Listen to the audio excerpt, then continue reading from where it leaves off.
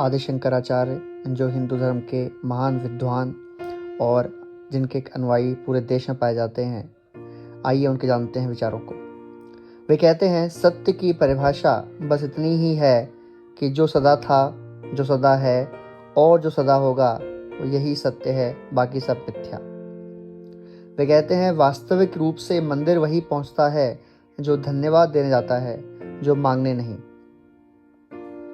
वे कहते हैं, तीर्थ करने के लिए किसी स्थान पर जाने की जरूरत नहीं, सबसे अच्छा और सबसे बड़ा तीर्थ आपका मन है, जिसे विशेष रूप से शुद्ध किया गया हो। वे कहते हैं, जब मन में सत्य को जानने की तीव्र जिज्ञासा पैदा हो जाती है, तब दुनिया की बाहरी चीजें अर्थहीन लगने लगती हैं।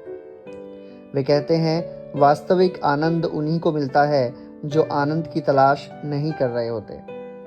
वे कहते हैं, अज्ञान के कारण आत्मा सीमित लगती है, लेकिन जब अज्ञान का अंधेरा मिट जाता है, तब आत्मा के वास्तविक रूप का ज्ञान हो जाता है, जैसे बादलों के हट जाने से सूर्य का प्रकाश दिखाई देता है।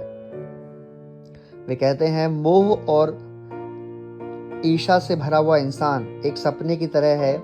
यह तब तक ही सच लगता है जब तक आप अज्ञान की नींद में सो रहे हों। जब नींद खुलती है तो इसकी कोई सत्ता ही नहीं रहती।